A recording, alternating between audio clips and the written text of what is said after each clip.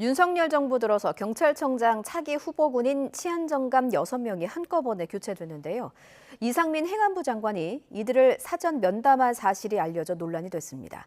여기에 행안부가 경찰 직접 통제를 강화하는 제도 개편을 논의하고 있다는 사실까지 알려지면서 경찰의 정치적 중립성을 훼손할 거라는 우려가 커지고 있습니다. 임성재 기자가 보도합니다.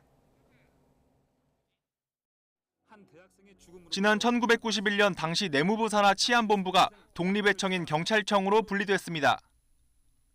1987년 박종철 고문치사 사건 이후 경찰의 정치적 중립을 요구하는 여론이 높아진 게 계기였습니다. 이후 역대 정부 때마다 경찰권 행사 범위가 조정되긴 했지만 독립적 기관이란 정체성은 유지돼 왔습니다. 이런 상황에서 윤석열 정부 첫 행정안전부 장관인 이상민 장관의 최근 행보가 논란이 됐습니다. 차기 경찰청장 후보군인 신임 치안정감들을 승진 전 차례로 만나 사전 면담한 데 이어 경찰청장 지명 전 한 번 더 만나보겠다는 의사를 밝힌 겁니다. 이제 자질도 달라야 되고 대상도 좀 다르기 때문에 좀 다르지 않습니까? 그죠?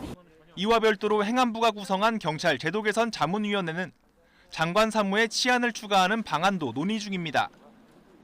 행안부 내에 경찰을 지휘 감독하는 경찰국을 신설하고 경찰청이 보유한 경찰 인사와 예산권, 감찰권 등 권한 전반을 넘겨받는 게 골자입니다. 수사권 조정과 자치경찰제 도입 등으로 경찰권이 커진 만큼 통제가 필요하다는 논리입니다. 하지만 경찰 내부에선 경찰의 정치적 중립성이 침해될 거라며 반발 기류가 거셉니다. 퇴임을 앞둔 김창룡 경찰청장도 경찰의 중립성과 독립성은 반드시 보장돼야 한다며 경찰 심의 의결기구인 국가경찰위원회 실질화가 필요하다고 강조했습니다. 시민단체들도 행안부의 경찰 통제 강화 움직임에 우려를 표하고 있습니다.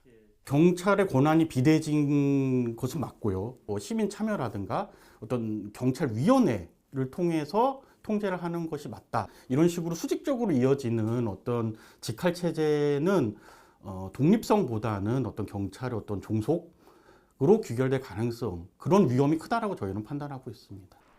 이상민 장관은 청장 후보 면담과 행안부 내 경찰국 신설 등이 지나친 경찰 통제란 지적에 대해선 구체적인 언급을 피하고 있습니다.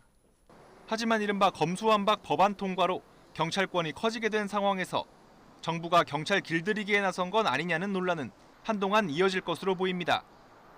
YTN 임성재입니다.